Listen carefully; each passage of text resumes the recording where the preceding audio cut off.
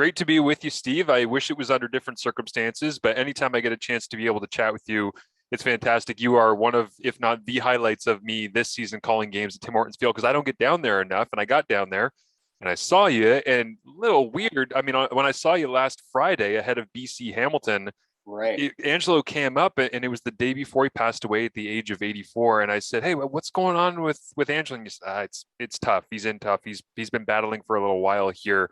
It was something that I think crept up on a lot of people because you just assumed that the larger than life personality and everything that Angelo Mosca was, he was never going to pass away. Like it didn't matter what was thrown at him. It was like he was this invisible wall where Andrew was just going to punch it in the face and keep moving, right? Well, and I think that's exactly right. I mean, there are people in life like that and larger than life, and I mean, in your heart, and in your heart about everybody that the end comes, and that Angelo, you're right, the size of him and the sort of irrepressibility of him. And of course, I hadn't seen him in quite some time. Pandemic, of course, is the big factor there. Many of his friends, and believe me, I was not his closest friend, and I friends. I mean, I was a good friend and close, Mhm. but I mean, he had 100 people closer than me, and before they died, hundreds and hundreds and hundreds of others, and the number of teammates he had that he kept close to for years and years and years, and people who never played with him who considered him teammates, really, because he had been around the Ticats so much, particularly since I would say the mid '90s. Yeah, yeah, for sure. You mentioned that you are, a friend of his and one of the people that he felt Yeah, confident being around and communicating with. I remember when we were doing radio together in Hamilton yeah, and we were talking with his son and trying to see whether or not he could do an appearance with radio, and he really trusted you. Like yeah. he really had this relationship built with you. Where did that begin? Like how did you two connect with each other and build that over time? I don't know. Maybe it's the midget giant thing, or a small person giant thing. So excuse my incorrect language. That could be it. I think there was a bit of a kindred spirit there because, well, Angelo, he'd be the first guy to tell you, and it's in his book. He had a pretty wild time, when he was much of his life, and I think I've got a real slash of that in me, and I think he recognized that. But I think the main thing was that he read he read the Spectator, and he knew my closeness to the team. And before we did the book, and before I'd written a couple of things about him, and I think memorably the one was, I think it was around 1990. Well, it'd be 1998, of course, where it was his 50th year since he came to Hamilton. He came to Wow. Hamilton in early 1958, played the 58 season. And so that made 50 years of basically an icon. And I think he liked some of the phraseology in there. And the one that I think, in fact, he wanted to put in his book was it's really hard to tell where Hamilton stops and Angelo Mosca begins. Nice. And I truly believe that. And because of what he symbolized. And I think millions or hundreds of people have said that, of course. Yeah. Why was he so symbiotic with Hamilton in your mind? Well, I think you have to. There are a number of factors. I think the way he played, among other things. And remember that when he arrived in 1958, Marsh, the city was really in its absolute. It was middle of the century in which manufacturing, not old style, but new North American to that time, Hmm. but basically industrialized North America, right in the middle of the great century of industrialization of North America. And Hamilton was really right there. And it was a town that was exciting to be in, and it was a town that had strong Italian Catholic roots roots, and so did Angelo. He was clearly tough. He was clearly didn't take any guff. But the Ticats themselves were just forging an identity. They'd been formed only 8 years earlier, and that's not long when you Yeah. think about it. Go back 8 years. You remember what we were doing 8 years ago, and all of us. Well, some of us older guys don't, but it was forging an identity because it was two teams that had been put together that played in a very different place, and that would be the Hamilton Wildcats and the Hamilton Tigers, and they had won a couple of Grey Cups, and they had started to get that identity as being tough people from a tough town. And then along comes Mosca to solidify that front defense with Barrow and the two of them. So that was part of it. Part of it was nobody had ever seen anything like this before. And you have to remember this, that Angelo was a 300-pounder. He always instructed the trainers to tell the coaches that he was 290, because there was a thing about 300-pounders there. They were seen and felt to be kind of not strong and fast or any of those. He didn't want to be that. He also had a 24-inch waist at 300 pounds. And he was 6'4", and he could run. I remember, well, I grew up an Argonaut fan. I because I lived in Toronto. You can't do anything about the geography that you're born into. Right. And we all hated Angelo because the image everybody had in the mind is him chasing down and catching people like the quarterbacks and Dick Shadow and fast guys. That was Angelo doing that. And he was clearly walked the very thin line between legal and illegal, and lots more things were legal in those days that are today illegal than they are today. And he still crossed that line a lot, and admittedly so. And people knew that. And so you throw that together with the downtown, where he was a lot, and he had a big presence down there. He was clearly a flamboyant person. So he sort of made it okay to be. He advertised that. He sold it as a brand the moment he comes here. Here's a pretty good little story on, which I'd forgotten until I reread the book upon his death. And I'd forgotten this part, that before he got here, or before he played for the Tiger Cats, he drives up in his car. He gets out of his car and he goes immediately to one of my predecessors, Bob Hanley at the Spectator. And he goes to Norm Marshall, who's quite famous in the Canadian Football Hall of Fame, the broadcaster at CHH, both synonymous with Hamilton, recognizes those are the guys, goes in and introduces himself and gives this very flamboyant. Now, remember, he hasn't played a game yet. Right. He's got to make the team yet. He didn't even know. He thought he was on the team, but he didn't know that Americans really had to make the team, because they bring in more Americans than they were going to play. So then he gets a job because he needs money. They haven't started to even practice yet. And he goes to Stelco and he works.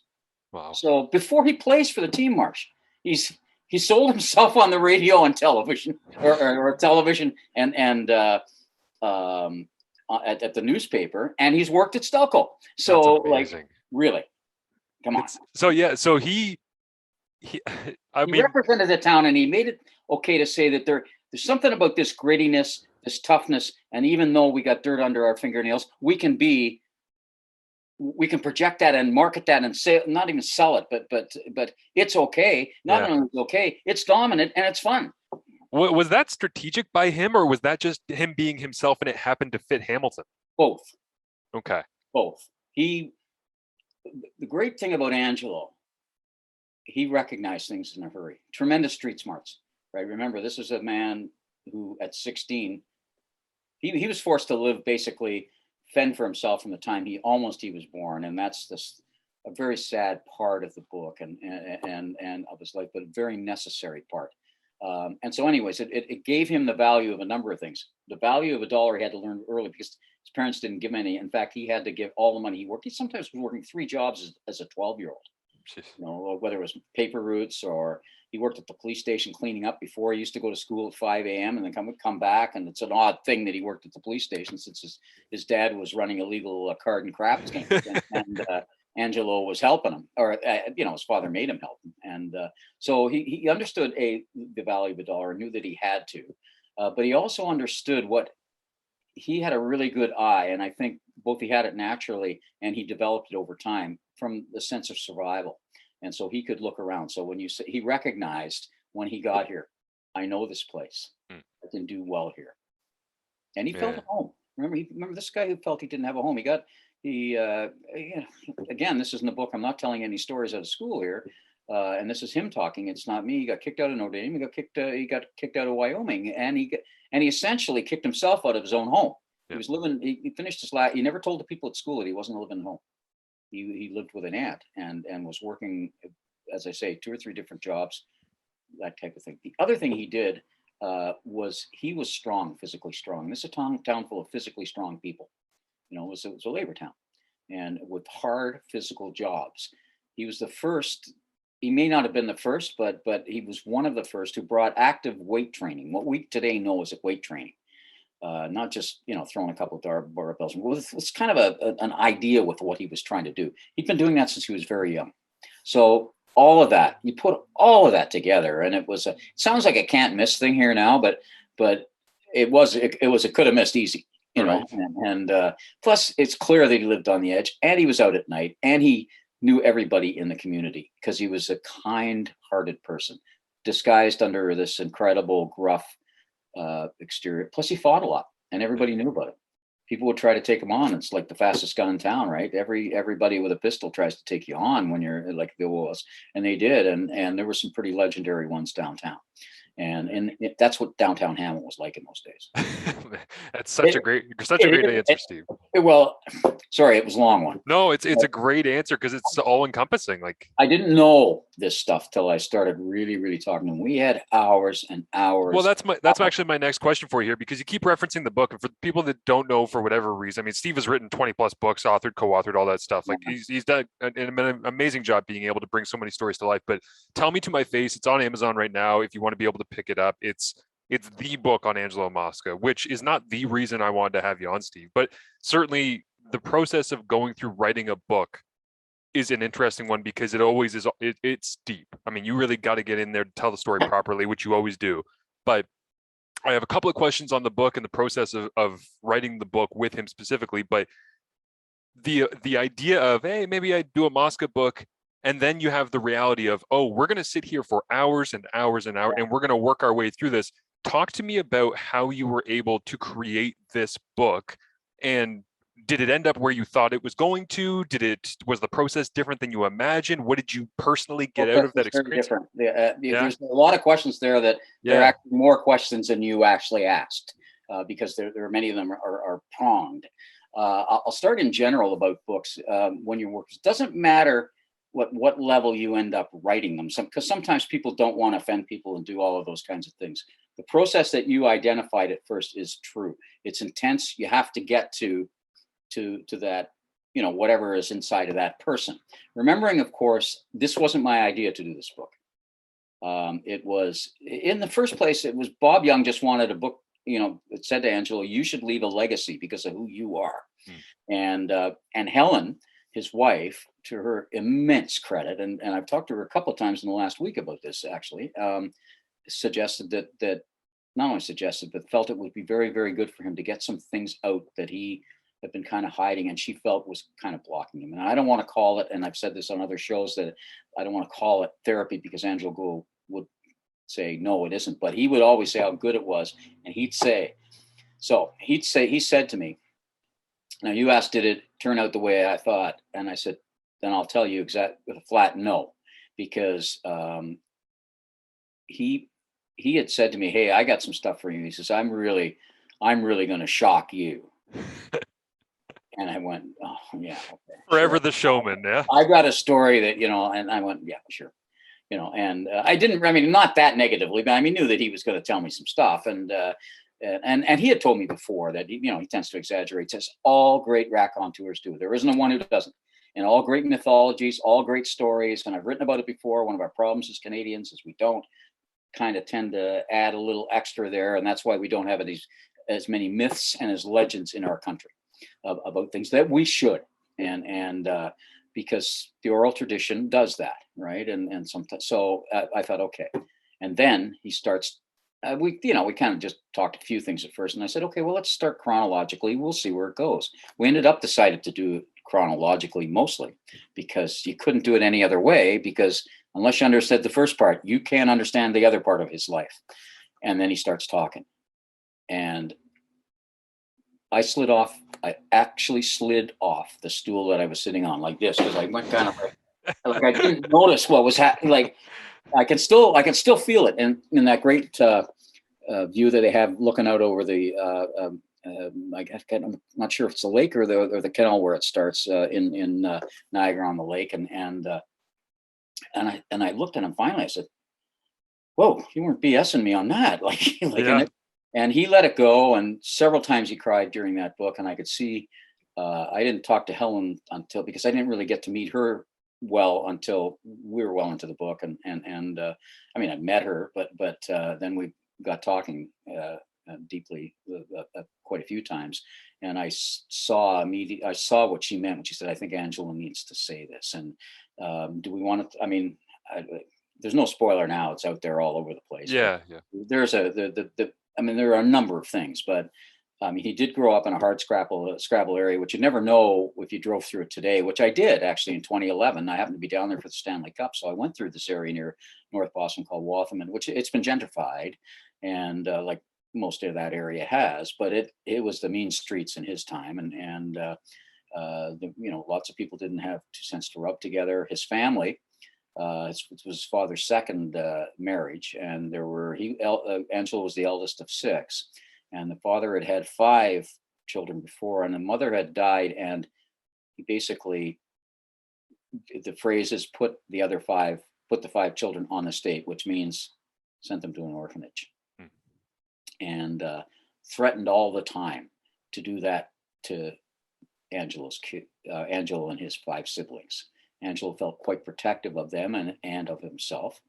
Both his parents were alcoholics. And the most revealing part, of course, is his mother is what in those days was called mulatto, and which meant her mother was African American. And essentially that meant you were black. By the law in the States at the time, if you had to put down you were black. Well, his father, who was white, Angelo called him a racist, and did not. He made the kids never were allowed to mention any of that. Was ashamed of those children in the family who showed a little more African American, what we would call the classic African American features. And Angelo said to me after he told me all this, he said, "Look at my face. Can you see it a bit now?" And you could see a couple of things, right? So, but in other words, he hid this all of his life because his father shamed him into doing it and reinforced that shame with physical beatings all the time. I can, like, there's nobody else in the room but the 2 of us, but I can feel the room go silent. Yeah. And that's how I felt inside. And that's how I think everybody who read that, because it starts the book with that. We have a prologue, I say something, he says something, a little incident, and then he gets into the book, and that's in the first 4 or 5 paragraphs. And he ended up he said, until the day he died, that he hated his parents. He didn't go to their funerals, didn't feel like it, that kind of thing. He's close to his, particularly his one sister, Carol. And I corroborated all of the details that I could, because she's 6 years younger than some of the things that she said about this. So when you know that, now you know a few other things. And that's, I actually love that you decided to use that at the front of the book, because it makes so much sense, because as you say, you can't understand the internal strife that he was going through and how he used it to create the King Kong Mosca unless you understand where he's coming from and what he's going. I mean, alcoholism. He didn't even know that. He didn't even know that. That's the thing. Yeah, but alcoholism and abuse and all of those and being ashamed and burying all of those feelings, and it's like he doesn't realize that he's using that to create who he is, but it's very obvious looking from that forward. Well, pop psychology too, and what we know today, and you really have to remember what Boston was in those times, and sort of still is. I mean, it and I don't even know if I want to say sort of, but it was always, and I even knew this, not even knowing much of Boston growing up in the 50s, and that it was the most racist part of the United States. Still struggles with it in a big way. Still struggles with it in a big way, particularly as it relates to athletes. And he's often said, and Mel and I talked about this recently, that he might not have been a pro athlete had he said that, because he wouldn't have got any opportunities probably. Or the first thing he ever did wrong, he might not have got a break. Not that he got a ton of breaks anyways, or not that he wasn't doing things wrong all the time anyways. He was very proud of walking the edge on types of things. He even though he regretted what he regretted in life once he got to a certain point, and that would be through his 60s, and that's Helen again. She's not trying to get him to regret anything by any means. I mean, those two had just an unbelievable love, and but she wanted him to understand a little bit more about who he was and why he did certain things, and it proved extraordinary. I happened to be there when and to see the flowering of that fruit, and it was quite a gift. I didn't know him, of course, in the 60s and 70s or 80s, just only from afar. But to be there for that part in somebody's life, and how he should have been very proud, and he was, I think, of, and Helen should be the most proud of anybody, I think, and even his children, for how they rallied to him, and because he would admit that he hadn't always been the best father, and how they rallied to him over the last 20 years, and they all work together, and they have this big, large, blended family that is just full of love, and again they'll grieve for a long, long time, Marsh, because of what they're missing now. Yeah, I can't imagine having I mean, for Hamilton and for CFL fans that loved him or got to interact with him, having a larger than life figure be gone, but you haven't seen him in a while is one thing. To be in the family and have that larger than life presence in every single room that you're in growing up and around, and then to not have it is a whole people that take up a lot of space, and I'm talking metaphorically and physically, right. Also leave metaphorically and physically a big hole. Yeah. Right. And everybody leaves a hole when they go. I mean, there's always an absence, and Ange just was just so big, and I'm sure you've heard from people just about Ange, right? Mm-hmm. Just because of your association with the city and with the game. Well, anybody in the city associated with the city and the game in any way has heard from somebody about it in one form or another. Well, that tells you something. That tells you that probably nobody, I can guarantee you, no face, no voice. And both those things were so Angie. There was no distracting who they were. And of course, for people of a certain age, those were reinforced by, I think the number was 200 different commercials, radio and television, that played upon his face, his voice, his toughness. But it was voice and his face were very recognizable. And there was, I don't think there's even a second place of a voice, a face, and a name tied together that are so associated with this city. Amazing. Yeah, it is. I want to let alone the Ticats. Yeah, no doubt. I want to ask you about, there's a piece of the blurb for Tell Me to My Face that says, Mosca, always a good storyteller, manages to translate his plain-spoken, often profane style onto the printed page. He tells more than a few good yarns. Now, I believe that's a quote from you somewhere in there, but I mean, it's a bit of a telltale sign, Steve. I know you. When I see the word yarns being used for storytelling, I'm like, I think Steve said that. But when I think about talking to him and having those conversations, obviously there's going to be some emotional hurdles that you're going to hit and you're going to work your way through. But the translation of Angelo's communication and the way he liked to communicate stories and turning that into a book, that's amazing to me, because I've had conversations with him. I've been around him, listening to him, talking to people, and you might have done it at a different time before I got to know him, and it might have been slightly different, but the way that he verbalizes his thoughts isn't really conducive to writing a book off of quotes like that. But you took on that task, and so I'm interested in the way that you were translating and bringing out the best of him. Well, in any book, and I think fiction or nonfiction, there's a thing called voice. Even when you're writing a column, when you write your column for CFL.ca, there's a voice, and you sort of have to land on that. And this book could only be told in his words. There were a few points. There's just a couple of places where I went and had a little chapter, and that's why we made it in a whole different font in the book, and because it would be clear that I was looking at this now as an objective person, setting this in context. One, when I talked to Carol about growing up and what that house was like, because just to set that more in context. And I think there was a couple of other things about where the CFL was at, or things like that. And so now it becomes the point, because Ange likes to swear. It's funny, he never swore in the presence of, he's an old school guy. Never swore in the presence of, in mixed company, but man, the rest of us, it was like a locker room, right? And it's funny, because I think the very last thing, and whether it's actually true or not, I'm going to take my own advice about mythologizing. It was in there and it was true. It's just, were these the last words he ever said to me when I look back? And they were one of those locker room, like that kind. It was perfect. So how much of that do we put in? Well, I think the F word is in the first two sentences. My dad is an effing prick. right? And there was more of that. It was really hard to get. Angelo has that Boston area accent, which you didn't always hear, but you heard it when he got tired or angry or excited or happy or those it would come out more. And lots of times so I didn't want to do that. I didn't want to sort of put those in, but I had him say that that sometimes he has an accent like that. And I had his sister say, both of us are like that. I still park the car and have it yet, which you only heard at certain times. Right.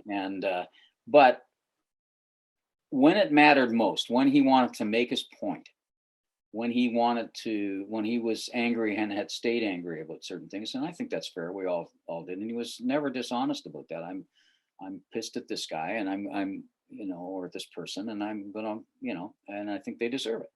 And whether I'm right or wrong about that, that's so. And those times, then that what we would call profanity, which to me is just colorful language. I mean, I've grown up with it. I have to watch my own swearing myself. and when you and I were doing the radio show a couple of times,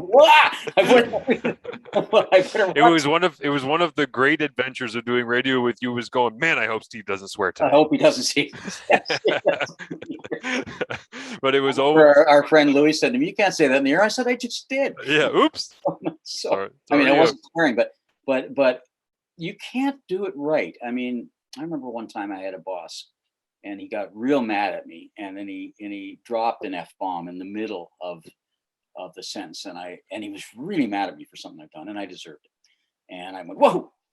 He said, "What?" I said, "Do you want me to teach you how to swear?" Because it was all wrong. It just wasn't natural. It didn't flow. So when it felt that it should flow, that it was an important part of the narrative, and if you took it out, it would make it look like somebody that's totally unrelated to Angelo Mosca was saying it was in there. I think that was the theory I used, but I'm only trying to verbalize it now because you asked, Marcia.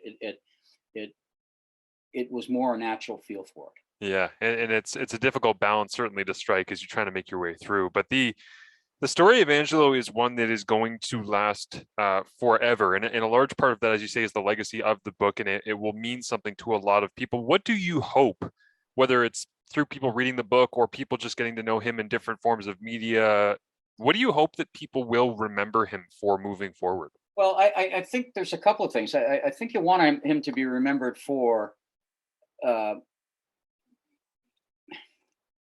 no person, no human being is uni or even bi or tri-dimensional. That we're all very, very complicated human beings, and that you can be rough around the edges, and as I've often said about Angelo, those edges go very deep that are rough, and still have this massive heart that above all, he found a home to this city and tried to pay them back this in his way.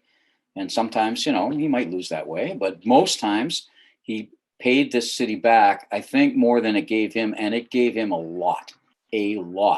That's one thing I'd like to remember. I think the other thing is what he would want, which is that, but also that it's organic, that in somebody like that, or in somebody achieving whatever the most they can do on whatever stage they're presented. And I think we'd have to say Angelo Mosca did that, given whatever the stage was that he was presented. Let's say the CFL, being in a small town that exists in the shadow of another town, that you can create your own shadow, and however you do that, I don't think he'd recommend a lot of the ways that he did it, but that's what I mean about organic, that it's ongoing. It didn't stop here, that as an example, it is people, and I hope, and I would hope that's the same for anybody who's a legend and has an impact on people in a community, is that you can't just sort of look at it. It's got to be active, right? There has to be something that comes out of that. And I think there has been. Angelo gave the city of pride through its, you can still see it at Tim Hortons Field. You can still see it, even though Tim Hortons Field is upscale. Yeah. For the most part, compared to Ivor Wynne, the place where this all germinated. It's upscale, much more upscale, and deliberately so. But the heart of it is still there. And Bob Young has always seen that heart. And Bob Young is a very different guy than a lot of the people who, but he's the same guy as the people who cheer for his team. Mm-hmm. And I've always said, you know, the priest sits next to the parishioner, the judge sits next to the parolee, and they're all sharing the same thing when they're in what I call our town hall. That is our town square. Yep. Ivor Wynne, and I think Tim Hortons Field has become the same way, and we may see that in the soccer team as well, in its own way.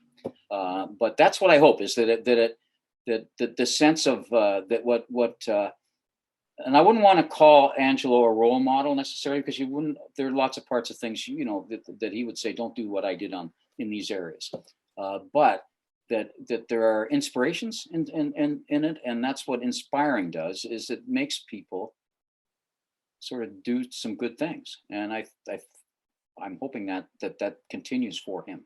Yeah. No, last one that I got for you here. I was doing an interview with Ed Tate this week from BlueBombers.com about seeing Knuckles there to announce that he's going to end up retiring, which is crazy. But he asked, explain who Bob yes, is, right? Yeah. I mean, Knuckles, yeah, so Bob Irving is stepping down after his 1 billionth Blue Bombers broadcast coming up at the end of this season, whenever that is. Probably the Grey Cup, but hopefully he gets to call the Grey Cup. We'll see how that all shakes out.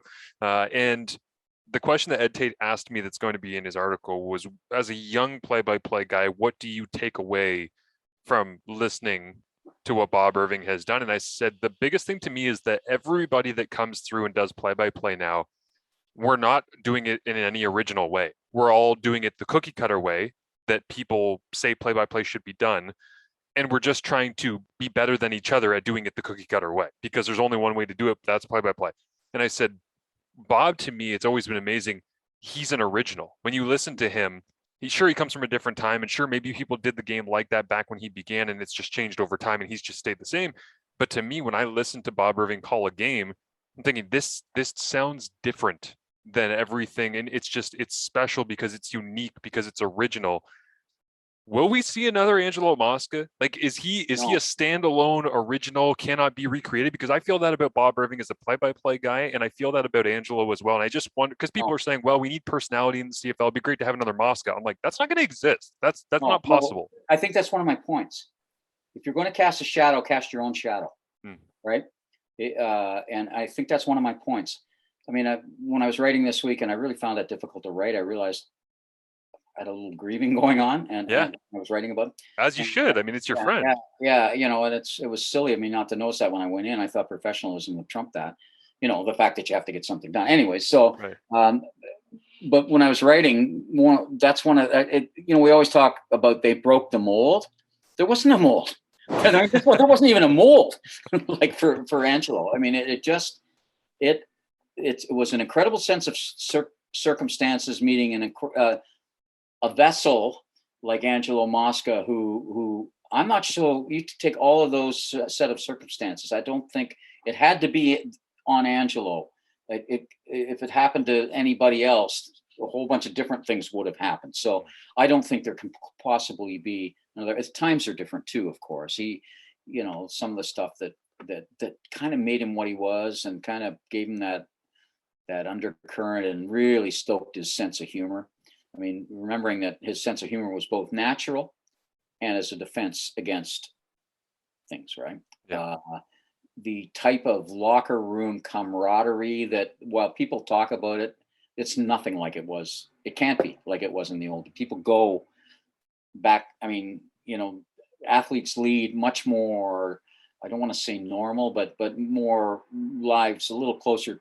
I mean, they get a lot more money for, which makes them different, but they don't, it's not as located only in the locker room as much as it once was. They don't travel in the same way. They don't play 3 games in 7 days. Unless you're Edmonton, unless you're the Elks. And look at how much we're hearing about that, because nobody's used to that, right? Or lots of teams in the pandemic in various sports played overly, and we saw the effect of that. Well, people did that all the time. Yeah. So all of those circumstances uh, conspire to say there'll never be another Angelo, but mostly because of who he was. Circumstances are changing for everybody. But that doesn't mean there can't be somebody in this town and somebody for the Tiger. I mean, if you take a look at Simone Lawrence, Yeah.